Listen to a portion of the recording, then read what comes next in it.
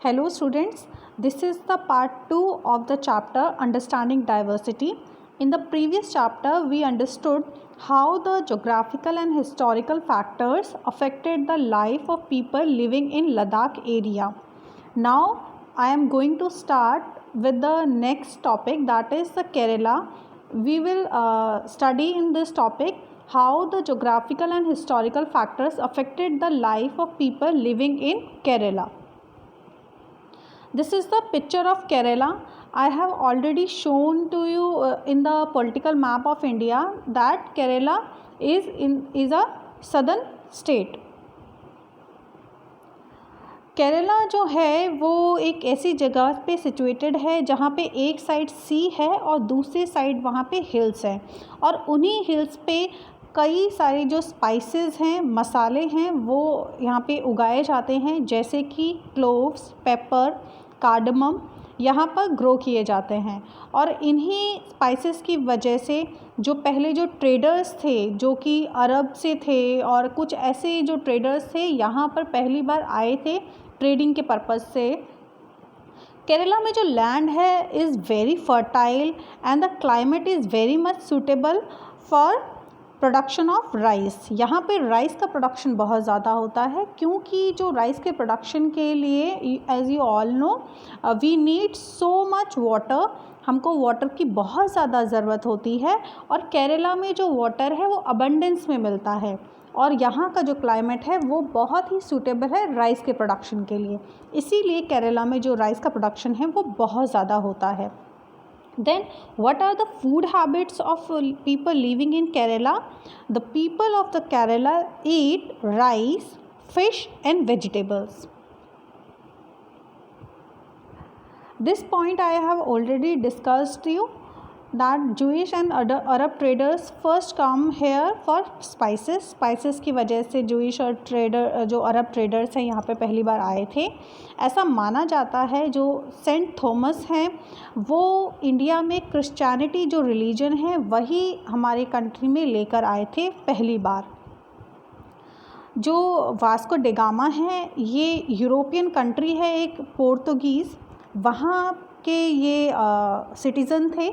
वहाँ से इन्होंने पहली बार इंडिया में एक सी रूट इन्होंने वहाँ से डिस्कवर किया और ये अपनी शिप से फ़र्स्ट टाइम इंडिया में इन्होंने लैंड किया था। तो इसीलिए जो ये हिस्टोरिकल फैक्टर्स हैं जैसे कि सेंट थॉमस जो मैंने आपको बताया इंडिया में क्रिश्चियनिटी लेके आए थे, जूइश और अरब ट्रेडर्स आए थे हमारी कंट्री में for trading for spices. Then जो पोर्तुगीज़ जो सिटीज़न थे जो कि वास्को डिगामा हैं हमारी कंट्री में जो आए थे और उन्होंने पहली बार जो सी रूट को डिस्कवर किया था इंडिया के लिए। जितने भी ये फैक्टर्स हैं इन्होंने हमारी कंट्री के जो केरला में जो लोग रहते हैं उनकी लाइफ को बहुत ही ज़्यादा इन्फ्लुएंस किया है। So because of all these historical factors different religions such as Judaism, Islam, Christianity, Hinduism, Buddhism practice in Kerala. इसका मतलब ये है कि जितने भी हिस्टोरिकल फैक्टर्स थे उसकी वजह से जो केरला है जो आज जो केरला है वहाँ के जो लोग हैं बहुत सारे रिलीजन को फॉलो करते हैं। वो एक सिंगल रिलीजन को फॉलो नहीं करते हैं क्योंकि उनकी जो हिस्ट्री है वो ऐसी ही रही है कि बहुत सारे लोग यहाँ पे आते गए और उन्होंने अपने अपने कल्चर को अपने अपने रिलीजन को यहाँ के लोगों पर एक तरह से कह लीजिए कि इन्फ्लुएंस डाला, जिसकी वजह से यहाँ पे मल्टी रिलीजन जो लोग हैं वो फॉलो करते हैं। सो अभी तक हमने क्या पढ़ा that India is a multi cultural country. India जो है एक मल्टी कल्चरल कंट्री है। यहाँ पर बहुत सारी लैंग्वेजेस बोली जाती हैं जैसे कि उर्दू, पंजाबी, राजस्थानी, हिंदी, संस्कृत, उड़िया, कन्नड़ा एक्सेट्रा। यहाँ पे बहुत ज़्यादा रिलीजन्स को फॉलो किया जाता है। That means India is a multi religious country. That means people of India follow many religions such as Hinduism, Buddhism, Christianity, Islam, Jainism, Sikhism. यहाँ पे कई सारे क्लासिकल डांस भी प्रैक्टिस किए जाते हैं या फिर परफॉर्म किए जाते हैं। For example Mohiniyattam, Kathak, Kathakali, Bharatanatyam etcetera. So we understood that India is a land of diversity. तो अभी तक हमने क्या पढ़ा, जो इंडिया है वो एक लैंड है डाइवर्सिटी का। यहाँ पर बहुत ही डिफरेंट टाइप के लोग रहते हैं, बहुत ही डिफरेंट फूड वो खाते हैं, बहुत ही डिफरेंट वो रिलीजन फॉलो करते हैं, लेकिन स्टिल जो इंडिया है वो एक डाइवर्स कंट्री तो है, लेकिन हमने इसमें ये देखा है कि all the people of India living together peacefully. That means we practice or there is a unity in diversity. So our next topic is unity in diversity. What do you understand by unity in diversity? Unity in diversity का मतलब ये है कि हम सब एक हैं. India's diversity has always been recognized as a source of its strength. India की जो डाइवर्सिटी है हमेशा उसको एक स्ट्रेंथ की तरह देखा जाता है. Why? Because as you all know before 1947 India was a colony of Britishers.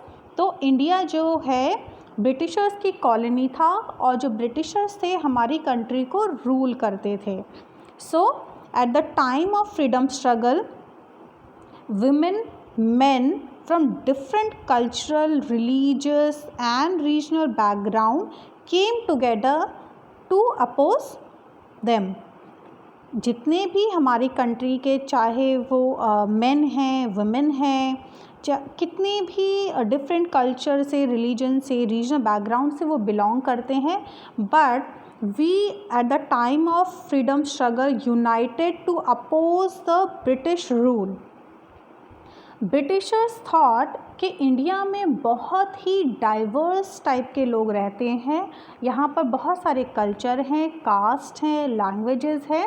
सो उन्होंने क्या सोचा, they can divide India and rule over them. लेकिन ऐसा नहीं हो पाया because people of India, whether they are belong to different culture, religion and regional background, they came together to fight against the foreign rule. So one of the main forces of national integration is the Indian heritage of hospitality, charity, friendship, tolerance and peace. हमारी India का जो national integration है उसके जो main force है, जो हमारा India का जो हेरिटेज है, that is the hospitality, that is अतिथि देवो भव. We respect all the religion, we believe in friendship, we believe in tolerance and we believe in peace. So in addition to festivals celebrated by each community, there are national festivals also, such as Independence Day, Republic Day, Gandhi Jayanti, celebrated by the people of India. हम बहुत सारे अपने जो religion हैं, अपने जो festivals हैं उनको फॉलो करते हैं, उनको सेलिब्रेट करते हैं, लेकिन in India we do have national festivals also which promotes the national integration. Jawaharlal Nehru coined the phrase unity in diversity. ये जो phrase है unity in diversity firstly coined by the Jawaharlal Nehru. उन्होंने ही ये जो word है इसको coin किया था. The national flag, the national song, the national anthem which is composed by Rabindranath Tagore and the national festivals are the expression of unity in diversity. ये सब हमको क्या शो करते हैं, ये हमको शो करते हैं कि हमारी जो कंट्री है वो एक है, जितने भी लोग हमारी कंट्री में रहते हैं वो एक है. बिकॉज कि जो नेशनल फ्लैग है उसकी रेस्पेक्ट हम सभी लोग करते हैं, चाहे वो किसी भी रिलीजन से बिलोंग करता हो, किसी भी रीजन से बिलोंग करता हो, किसी भी लैंग्वेज से बिलोंग करता हो। नेशनल एंथम सुनते ही हम सब लोग एक स्टैंडिंग पोजीशन में आ जाते हैं। वो ये शो करता है that we are all together. So irrespective of all these diversities, the feeling of oneness that we all are Indians and India is a motherland also helps to promote national integration. इन सारी diversity के बावजूद भी जो ये feeling है, एकता की जो feeling है, वननेस की जो फीलिंग है, और ये फीलिंग कि we are Indians and this India is our motherland, it also helps to promote the national integration. हम सबको एक साथ जोड़ता है।